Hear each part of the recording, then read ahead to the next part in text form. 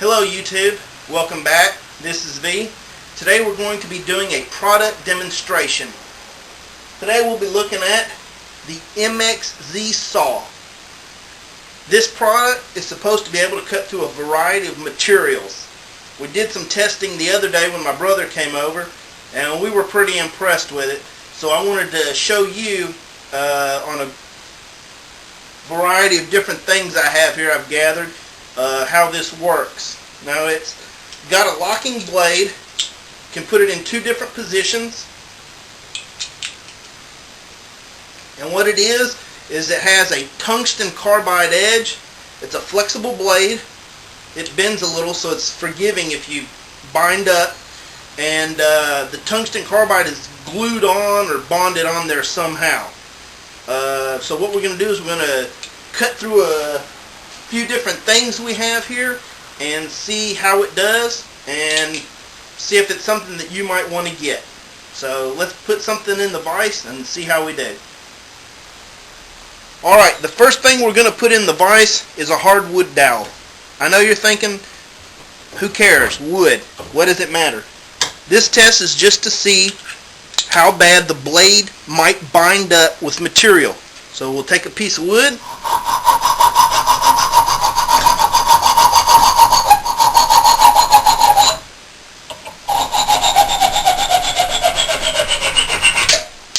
There we go.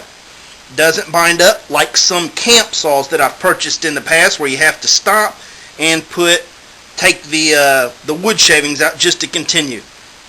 Wood, no problem. Let's see what we got next. Alright, next test, a nail. See how we do against that.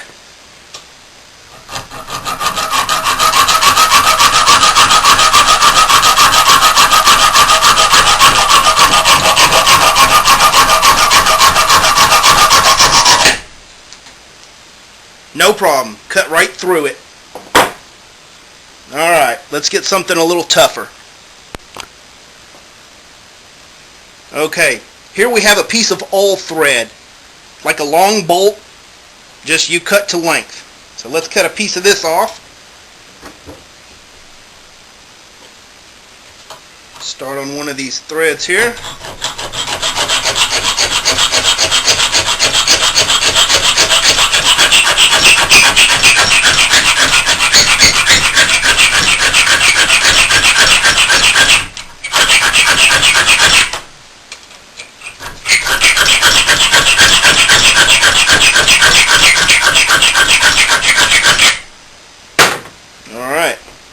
Just for time reasons, I'm not going to cut all the way through.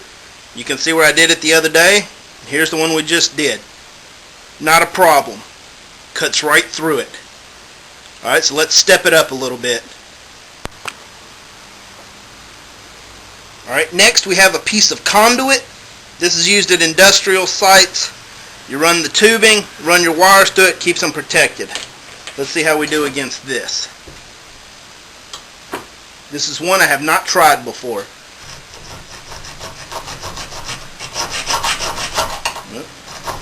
Get it started.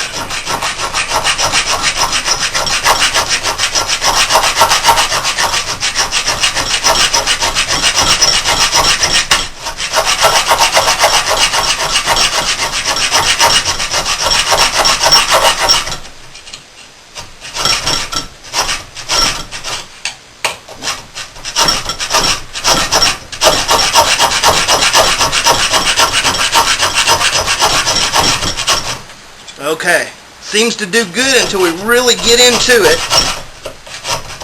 Takes a little more control. As long as I stay on the outer edge, it seems to do fine. When I get into I start to break through the layer and start to cut through too, it seems to bind a little bit on me.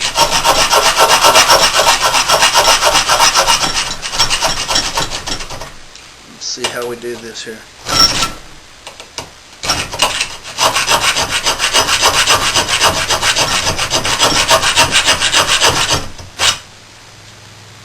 Alright, so we see with this type of material, cutting along the edges, it does fine, but once we start to get in here and I'm looking at it, it's probably because of me. I think that as I was working my way around the tube, I didn't make it exactly straight. That's where my bind is coming from. But it still cuts through it. Let's see if I can straighten that out. I don't want my fault to make the product look bad.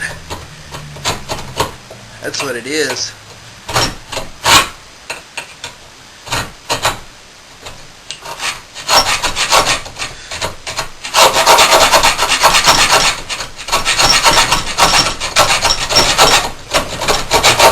There, see? Once I get the hole straightened up.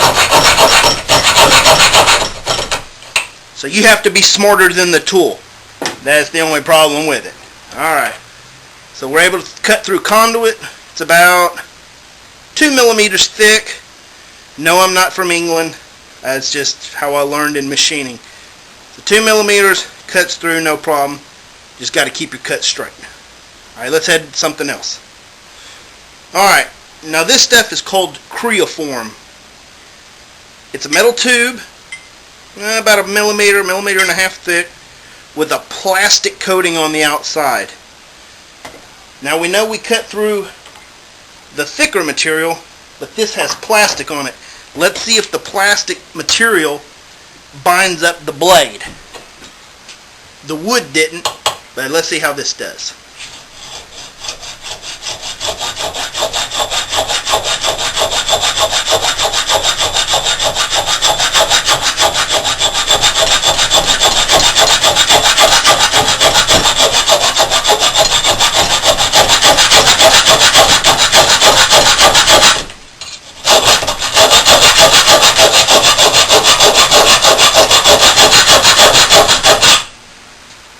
No problem.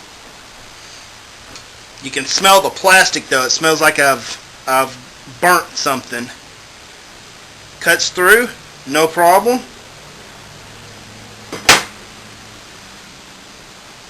Blade still looks good. There's no material in the blade to bind it up and cause it not to cut.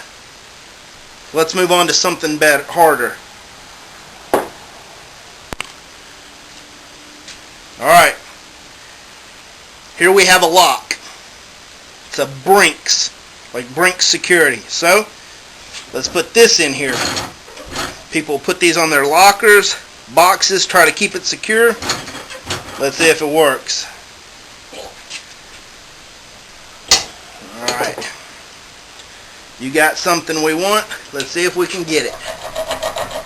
The reason I'm putting my finger here, just like when I use a wood saw or a hacksaw, I want to try to get the blade started where I want.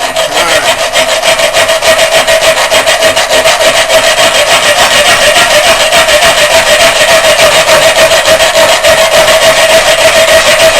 Better grip. Tell you what, I'm going to try these other ones. Let's see how that does.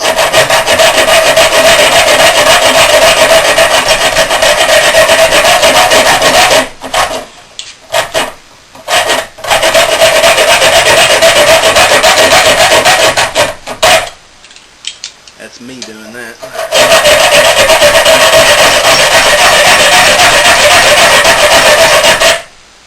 Alright. Look at that. You think your stuff is safe. As long as nobody's around to hear me squealing and grinding, I can pretty much get into it. Or if I've locked something up, lost the key, to hell with it, I'm getting my stuff. Cool. Now we have the nice one, the master. This one's locked. Let's see if we can cut through this one.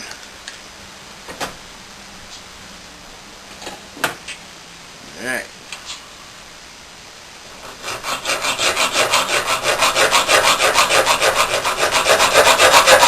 This one is taking a little more to get a bite. I can feel it.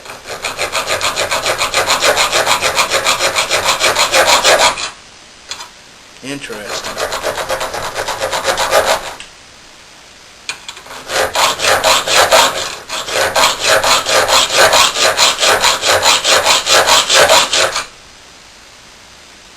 Well, that's crazy. I did not expect that.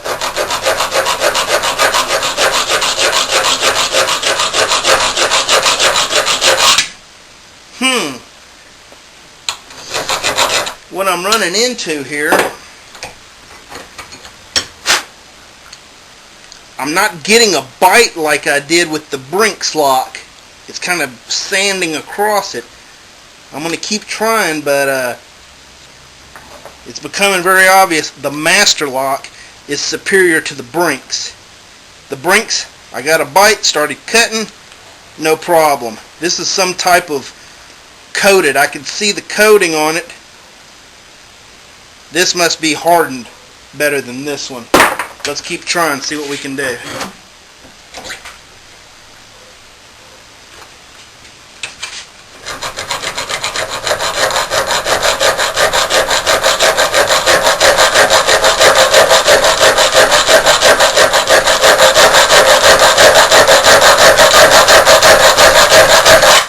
Alright, there we go. We're starting to dig into it a little bit, but it takes a good amount of pressure to get that first bite going.